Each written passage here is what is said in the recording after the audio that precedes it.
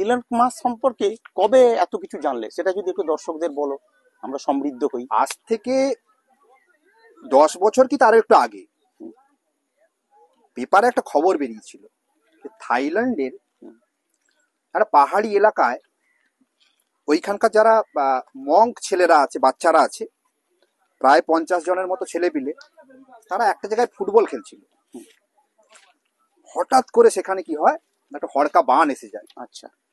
এই হড়কা বান এসে যাওয়ার ফলে অনেক পাথর টাথর একসাথে পাহাড়ে ধস নামে, পাথর এসে ওই গুহার মাঝে তারা ওখানে বন্দি হয়ে যায়। সেই সময় থাইল্যান্ড সরকার থেকে শুরু করে থাইল্যান্ড সরকারের যারা উদ্ধারকারী দল এবং বিভিন্ন সংস্থা, তারা বিভিন্ন ভাবে চেষ্টা করে ওই বাচ্চাদেরকে উদ্ধার করার জন্য, কিন্তু তারা ব্যর্থ হয়, কোনোভাবেই পাচ্ছিল না। তারপরে যে ঘটনাটা ঘটলো, থাইল্যান্ড থেকে হাজার হাজার কিলোমিটার দূর থেকে এই ঘটনাটা যিনি অবজার্ভ করছিলেন, তিনি আর কেউ নন, তিনি ইলন মাস্ক। আচ্ছা। তিনি এই খবরটা পাওয়ার পর থাইল্যান্ড সরকারের সঙ্গে যোগাযোগ করেন। যোগাযোগ করে তিনি বলেন যে আমি এই জিনিসটা থেকে এদেরকে উদ্ধার করতে পারি। তখন তিনি কি করলেন, তার তৈরি করা ক্যাপসুল, ক্যাপসুলের যান, ক্যাপসুলের দুটো পিঠ। আচ্ছা।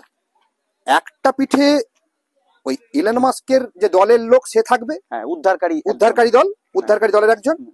আরেকটা পিঠে থাকবে একজন বাচ্চাকে ওই ক্যাপসুলের মধ্যে ভরা হবে, উদ্ধার করা, এবং সেটা হচ্ছে রাউন্ড হতে হতে হতে বেরিয়ে আসে।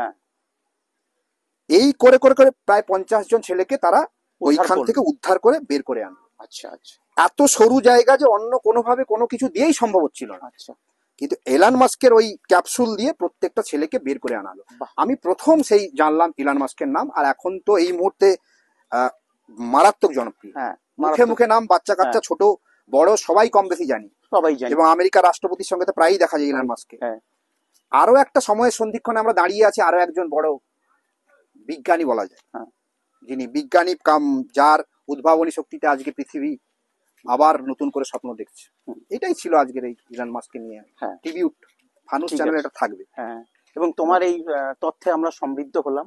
তোমাকে অসংখ্য অসংখ্য ধন্যবাদ। ওয়েলকাম।